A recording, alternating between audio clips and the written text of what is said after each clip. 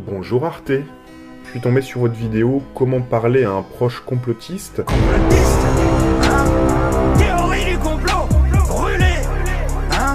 Sur le bûcher. Apparemment tiré du documentaire La fabrique de l'ignorance, si j'ai bien compris. Déjà, le titre suggère implicitement que le complotisme est comme une maladie, quelque chose à guérir. Arte, vous nous faites penser au ministère de la vérité dans 1984 d'Orwell. On croirait presque qu'Arte nous conseille d'accompagner des proches ayant un cancer en phase terminale, ou bien un alcoolique notoire et profond, ou encore des personnes âgées atteintes d'Alzheimer ou en fin de vie.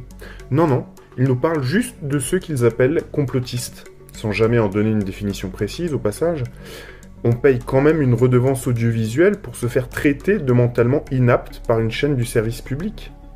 J'aimerais, chers abonnés, avant de rentrer dans le détail et l'analyse, que vous notifiez intelligemment Arte, en les mentionnant dans un post, par exemple, ou bien le réalisateur de ce documentaire. Ça peut être fait rapidement sur Twitter ou autre, pour qu'on ait une chance que ça arrive à leurs oreilles, ou bien aux oreilles d'un directeur, d'une directrice des programmes intelligents. Ne trollez pas, n'insultez pas, questionnez simplement. Il s'agit d'un service public censé nous appartenir à tous, après tout. Les théories du complot, je connais bien, dans le sens où j'ai été moi-même complotiste de plusieurs de ces théories-là pendant plusieurs années. J'ai cru notamment au 11 septembre, aux chemtrails. Oh, je sens qu'il va me plaire celui-là. Premier arrêt sur image. Il dit « J'ai cru notamment au 11 septembre ». Alors, il n'y a pas à croire ou pas aux événements survenus le 11 septembre 2001, puisque cet événement est une réalité en soi. Premier raccourci grossier ou maladroit. Implicitement, en fait, on comprend qu'il a cru aux versions non officielles du 11 septembre. Mais laquelle? Le complot de la CIA ou celui des services secrets israéliens? Celle où il n'y a personne dans l'avion et c'est un drone militaire piloté à distance, ou celle des images incrustées en effets spéciaux numériques? Par ailleurs, il ne nous explique pas pourquoi il ne croit plus du tout à cela, ni quels éléments dans sa vie l'ont amené à s'éloigner de ça. Bref. C'est d'abord important de ne pas marginaliser ces personnes, de ne pas les mettre à l'écart, de ne pas cesser de leur parler immédiatement, de ne pas leur opposer des insultes. Votre sollicitude me touche, Arte. Ne pas totalement mettre à l'écart ces gens, ne pas cesser de leur parler immédiatement, merci vraiment.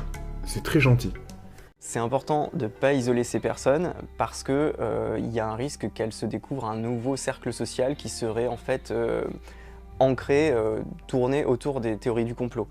Et finalement, elles pourraient développer un côté obsessionnel de ces questions. Là est donnée la vraie raison de l'engagement anticomplotiste. Empêcher que des gens, a priori indépendants d'esprit, ne forment de nouveaux cercles sociaux à la poursuite d'une même problématique, de façon passionnée, obsessionnelle, il le dit.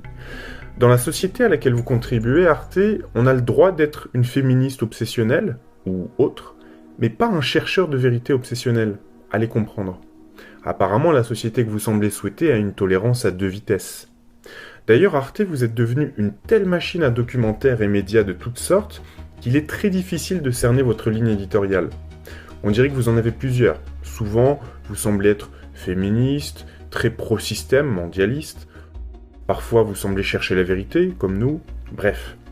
On a l'impression que vous vous êtes laissé pénétrer par plusieurs groupes idéologiques, des lobbies ou des think tanks, qui parfois se contredisent entre eux. À l'image de notre société actuelle d'ailleurs, on dirait une grosse institution, un énorme navire à la déroute dans lequel il n'y a personne aux commandes. Quand vous faites ce genre de docu Arte, vous considérez-vous comme complotiste ou pas? Big Pharma, labo tout-puissant, c'est du complotisme ou de l'information? Tous surveiller 7 milliards de suspects, c'est du complotisme ou pas? Propaganda, la fabrique du consentement, c'est du complotisme? Trader, le marché secret des matières premières, c'est du complotisme? La frise et la propagation du Ku Klux Klan, c'est du complotisme? La mort de l'argent, c'est du complotisme? Ouïghours, les camps secrets, un peuple en danger, c'est du complotisme? Et ce documentaire de France 3, un village empoisonné par la CIA, Pont Saint-Esprit 1951, c'est du complotisme?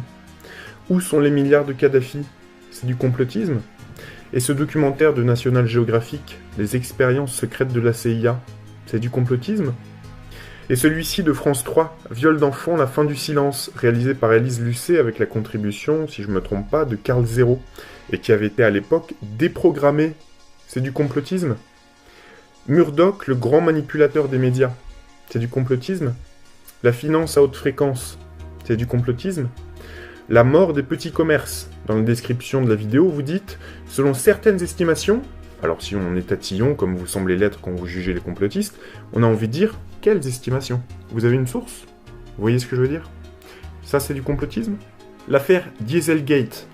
Pourquoi n'avez-vous pas réalisé un documentaire objectif et poussé sur le Pizzagate, pour aller dans les gates? Dieselgate, c'est ok parce que ça rentre dans l'agenda actuel du lobby vert mondial, mais Pizzagate, on clôt le sujet parce que ça dérange tout le monde.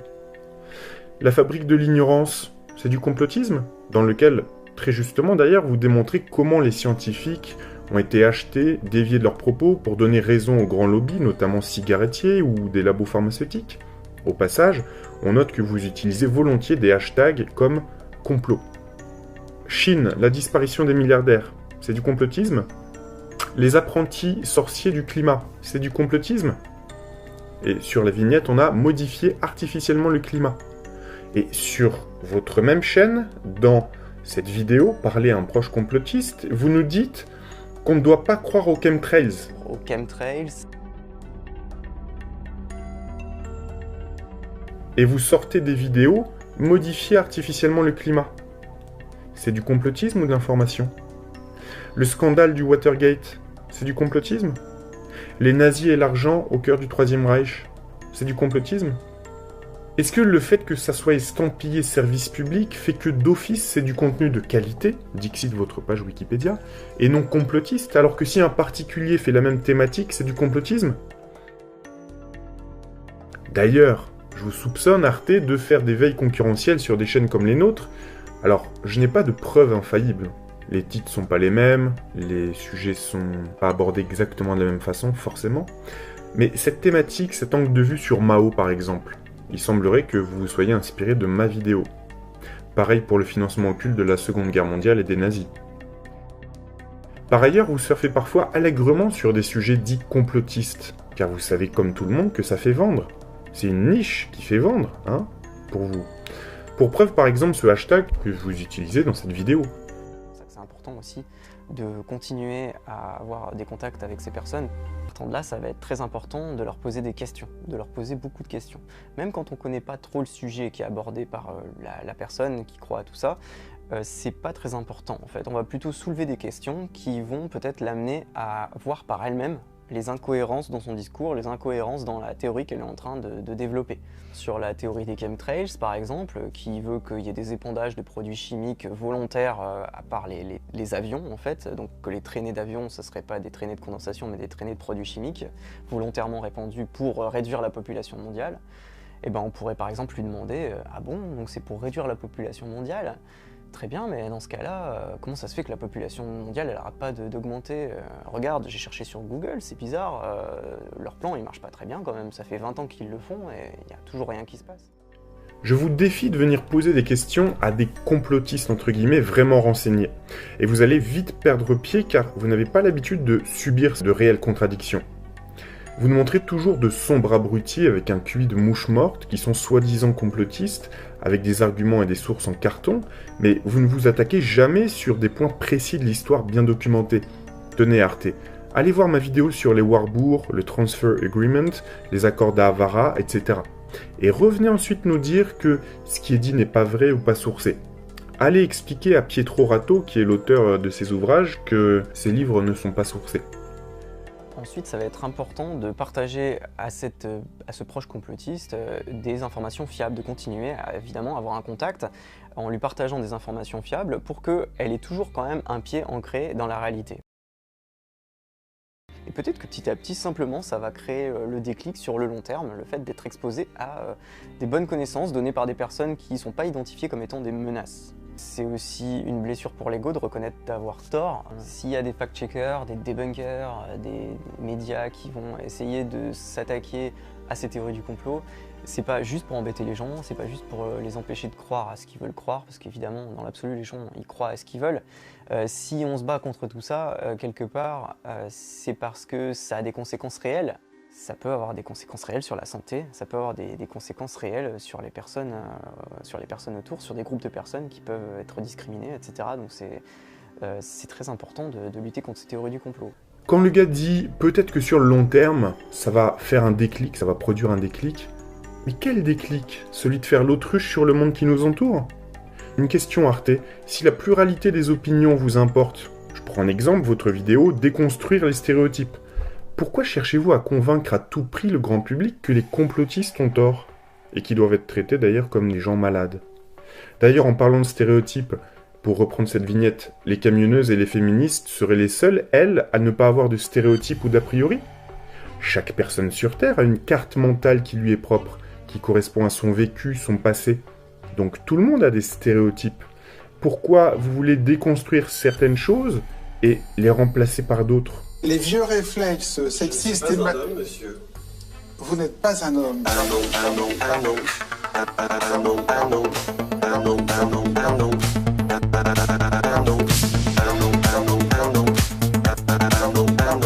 Parce que vous allez bien vouloir les remplacer par d'autres à un moment donné.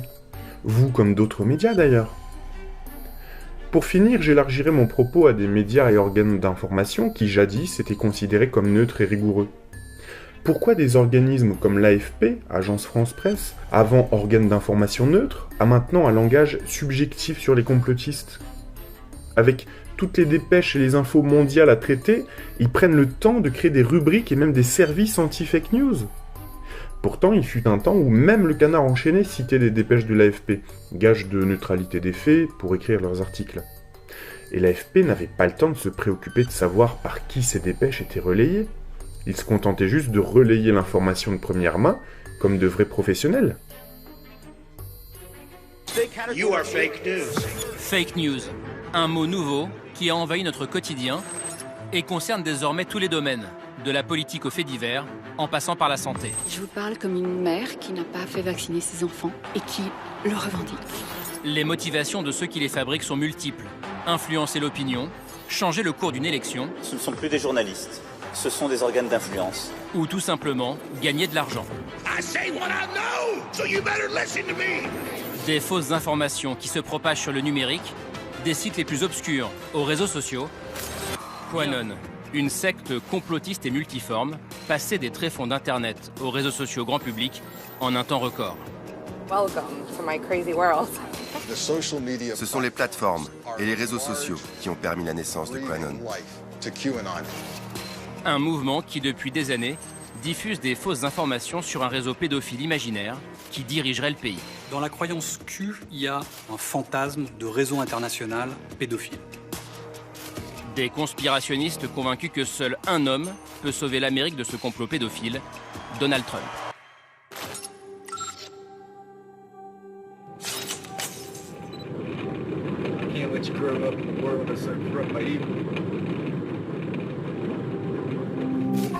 Tout commence le 4 décembre 2016, un mois à peine après l'élection de Donald Trump.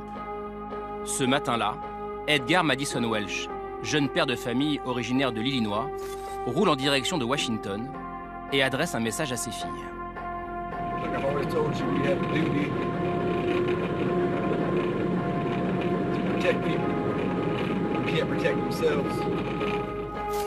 Depuis des semaines, Madison Welch lit tout ce qu'il peut sur la théorie dite du Pizzagate.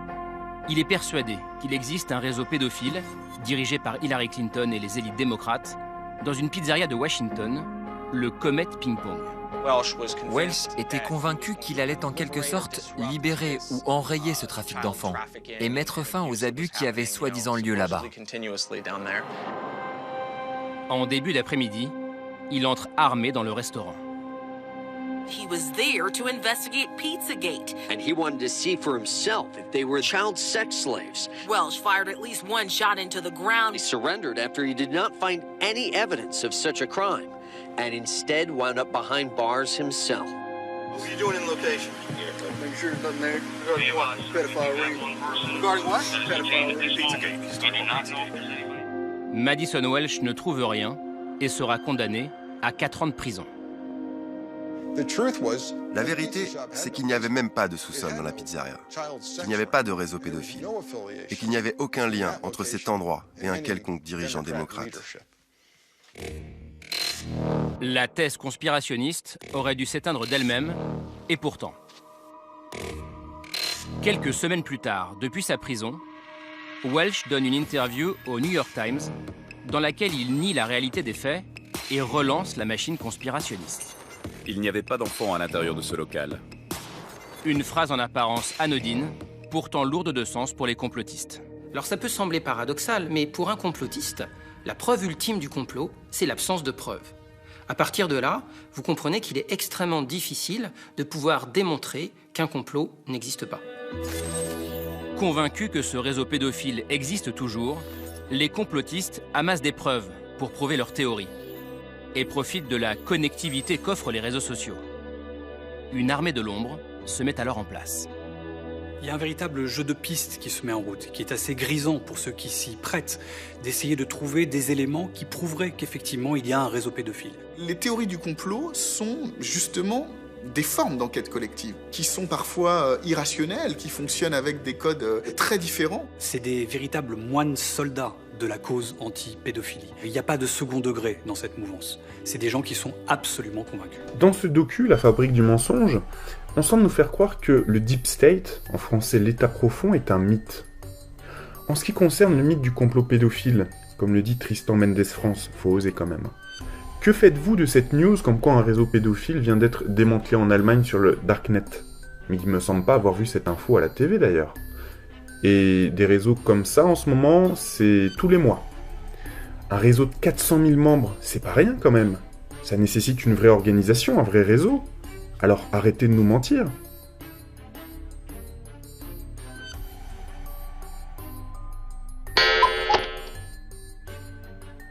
Pour en revenir au Deep State, on nous dit volontiers que c'est un mythe, alors dans ce cas, expliquez-nous pourquoi dans ce cas des gens comme Jacques Attali savent à l'avance que Le Pen sera élu. Ou que Macron sera élu des années à l'avance. D'ailleurs, je vais revenir sur l'image sur laquelle je me suis attardé sur le site de l'AFP, où il débunk, soi-disant, sa citation pro-euthanasie, Jacques Attali. Alors, effectivement, le livre dans lequel ça pourrait apparaître n'est pas de lui, mais de Michel Salomon, qui rapporte ses propos et celui d'autres experts dans d'autres chapitres. L'ouvrage en français est préfacé par Edgar Morin, sacré oiseau celui-là aussi. En ce moment, je vous lis d'ailleurs un ouvrage préfacé par lui. Bref, l'AFP nous dit qu'il était blanchi dans un procès pour diffamation, en 1984. Alors, quand je vois ça, j'ai envie de creuser et d'être un peu chiant. J'aime pas la mauvaise foi. Je cherche cet ouvrage, L'avenir de la vie, en vain. Alors oui, il s'affiche sur tous ces sites, mais il est partout indisponible. Je regarde dans la collection Les visages de l'avenir, on constate que les ouvrages au sujet les plus obscurs sont disponibles, même en e-book, mais pas L'avenir de la vie. Je vois juste qu'il en existe un exemplaire à la bibliothèque de l'Assemblée nationale. Ça mériterait d'ailleurs d'aller jeter un petit coup d'œil. Bref, je vois qu'il a existé une version pour le marché anglo-saxon, traduite du français, et le seul exemplaire que je trouve est sur archive.org, un exemplaire de la Boston Public Library, dont la traduction est Future Life. Alors, celui-ci non plus n'est pas facilement consultable. Preuve en est, il faut avoir un compte, se connecter, demander à louer l'exemplaire numérique pour 1 heure, pour avoir la chance de le consulter. Autant dire qu'une personne sur 1000 aura la persévérance d'en arriver à cette étape. Donc, de juré, on nous dira « Ah mais non, ce livre n'est pas censuré, il est trouvable, il est consultable. » Mais de facto, il est extrêmement difficile de le consulter ou de se le procurer. Surtout pour ceux qui ne parlent pas anglais en l'occurrence. Moi, il se trouve que je parle anglais. Alors, objectivement, Attali dit bien ces choses-là, dans la substance. Mais, pour relativiser son propos et pour garder le bénéfice du doute, il dit plus loin dans l'interview rapportée dans le livre, c'est pas au mot près, mais ce qu'il dit, je traduis, c'est « Tout ce que je dis précédemment, je ne le prends pas à la légère, ni ne cautionne. Je ne fais que prédire et prévenir les gens de la société qui se profile. » Bref, je vous mettrai l'ouvrage en intégralité pour vous faire votre propre idée, mais il faudra comprendre un petit peu l'anglais. Alors, cet exemple avec Jacques Attali nous montre bien le système dans lequel on est aujourd'hui, défendu par ces institutions et organes d'information publique. L'AFP, par exemple, qui fact-check les infos, Mais vous fact-checkez rien du tout. La preuve, vous vous contentez de travestir ou maquiller partiellement la vérité avec pour seul argument nous marteler en l'occurrence que M. Attali a gagné un procès en diffamation en 1984, sous Mitterrand d'ailleurs. C'est ça votre modèle de probité ? Rendre les vraies sources tellement indisponibles que quasiment personne, à part des chercheurs très persévérants, ne peut les vérifier ? Alors pour conclure avec cette vidéo, sinon elle sera trop longue, et en finir avec l'existence ou non d'un deep state, d'un état profond, pourquoi aux USA, dans le New Jersey, se sont-ils obligés d'aller jusqu'à offrir une pinte de bière pour se faire vacciner ? Vous trouvez tout ça sain et normal, vous ? Expliquez-nous qui ou quoi pousse tous ces agendas tout en outrepassant les lois nationales et internationales, ou en fabriquant des lois qui les arrangent. Voilà, écoutez, c'est la fin de cette vidéo, je vous dis à très bientôt pour la prochaine.